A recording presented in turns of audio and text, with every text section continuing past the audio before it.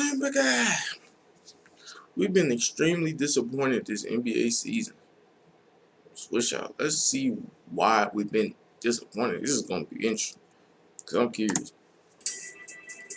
Kevin Durant, before he left, was easily playing some of the best basketball of his life. In his last 20 games, he was averaging 30 on like all-time type of splits. This man is 34, not too far removed from an Achilles tear, by the way.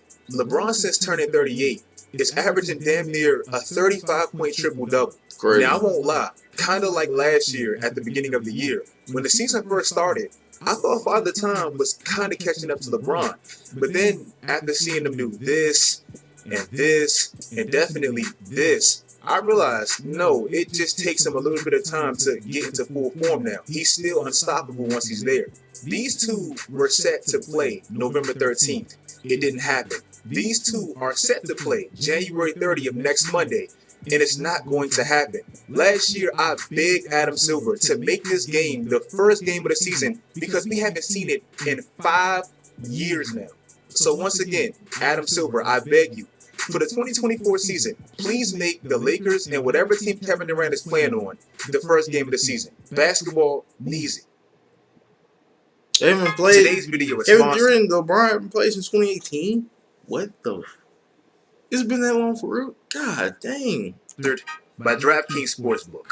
The NFL regular season is finally over, which means the playoffs is here. And I'm teaming up with DraftKings to give new customers an offer. My bad. I thought everybody my bad. First of all, Malika, I've been covering the NBA since '99. I've been to a lot of these media days, and this was the most dour, the saddest media day that I have ever attended. It felt more like a funeral.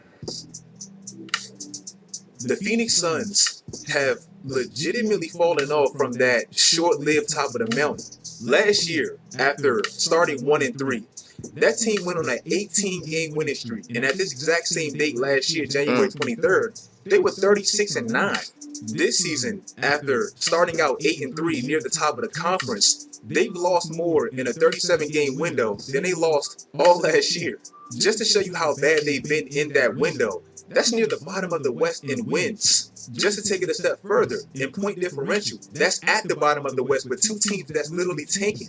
Now, the main reason for all of this is after being one of the healthiest teams for the last 2 years, they've become one of the more injured teams this year. Devin Booker has missed significant time. Look at how bad they've been without him. Chris Paul, Cam Johnson got injured. Jay Crowder doesn't want to play for him no more. Neither does DeAndre Ayton.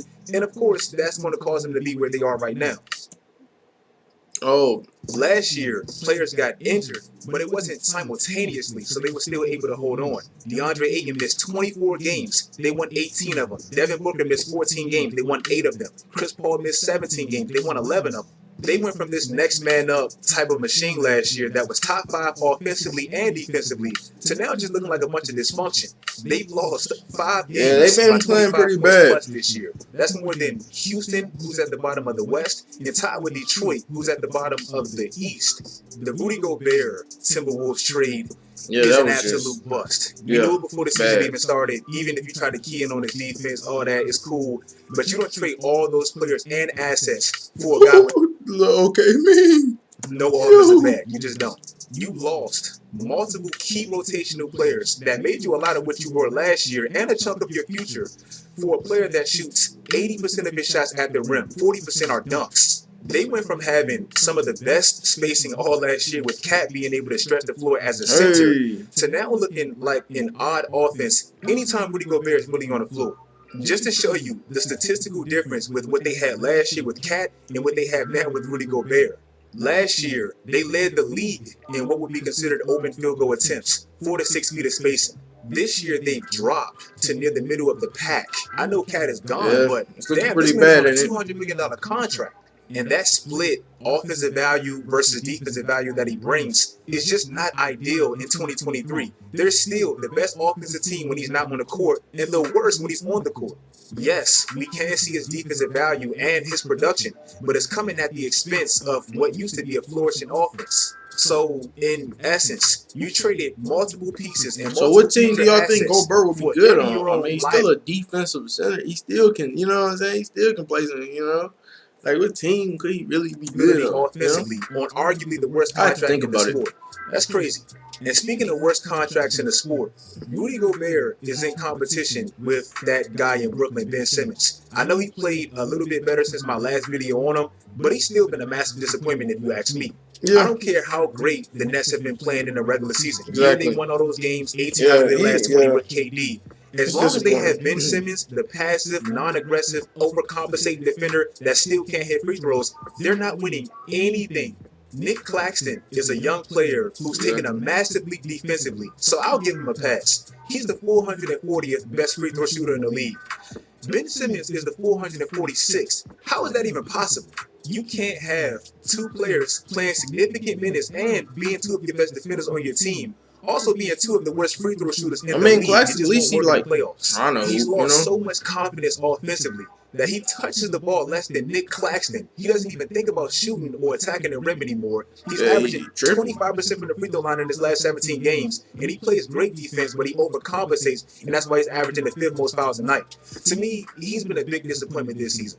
The Warriors are still the most dangerous team in the West if they get in the playoffs, in my opinion. When they get in the playoffs, they're going to make the playoffs. I feel like, But the development of their young pieces, specifically James Wiseman. Damn, whoa.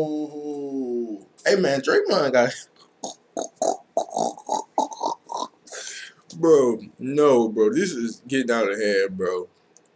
I'm sorry, Draymond. You wildin', bro. Somebody gonna hit somebody. Man. They're going to make the Look playoffs. at this. But the development of their young pieces, specifically James... Like, dude. Slapping everybody's hand, going to the finna sit down, you just get up and put. That is the most menace I ever seen in my life. Like, dude, that is menace type of beat. That is, I'm James Wiseman. Be on the lookout, bro. Y'all probably gotta look over your young. Gotta look over y'all shoulder. If he on the team, man, he doing this to y'all, bro. What happened?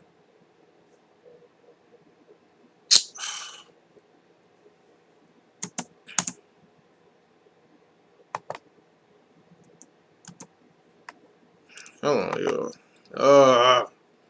Fucking up my vid, man. Yeah, come on, like, what's going on, man? Like, I fucking got a video going on here. I ain't got time for all this, like.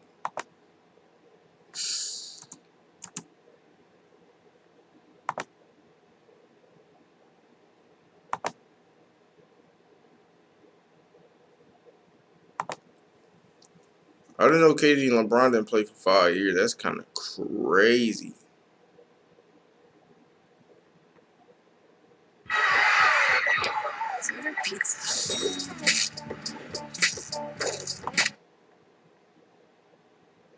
in my opinion, when they get in the playoffs, they're going to make the playoffs. All right, we good, y'all. But the development of their young pieces, specifically look at James this, Wiseman, dude. the Like, highest pick bro. they've had in 25 years, has been a massive disappointment. Wiseman hasn't played a game with that team since December 28th. He hasn't played over 20 minutes in over a month. He was supposed to be that big that they never had, but they just can't find minutes for him because he just doesn't fit on that team. I hate it for him, but he's literally been the worst player on the team. Y'all think he should go to the Grizzlies? If I was the Warriors, I would look to shop this man immediately before he loses his value.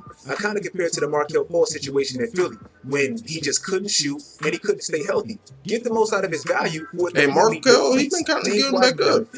Even the rest of their young pieces, Kuminga, Moses Moody, Steve Kerr clearly doesn't trust them that much. You have the big three still playing at a high level, so maximize that championship window. And lastly, the Atlanta Hawks. When they traded for DeJounte Murray, it just seemed like the most ideal trade for both parties. Trae Young had by far the worst playoffs of any player all last year, and it was mainly because he was the only player that can create his own shot, and Miami just swallowed him up. Pause. Getting another ball handler that can also create his own shot and create for others and defend, it seemed like the perfect mesh, but it just hasn't gone smooth this year. With the evolution of the East at the top and with how they're currently constructed, they just don't have enough to contend. DeJounte Murray is playing better than I even thought he would.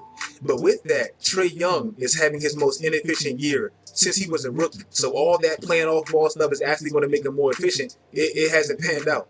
John Collins, since his third year, and every single year since then, we keep putting him in these trade rumors. He's regressed every single year, and he's having his most inefficient year of his career. Losing Kevin Herter, I never thought he would be that was important crazy. to a team. But look at what he's done to Sacramento's offense since being there, and look at Atlanta's. Last year, they were trading Kevin Herter was kind of crazy. That nigga was a shooter. He was kind of scaring me when him and the Bucks was winning the playoffs. He was kind of scaring me a little bit. He was the second hooping. best three-point shooting team in the league. This year, since losing him, they're in the 20s. Nate McMillan and Trae Young, they've had their differences, and that's been publicized. DeAndre Hunter, he's been much better than last year, but it's still not quite enough. Bogdanovich, he played great on the first year of that big contract, helping them get to the Eastern Conference Finals.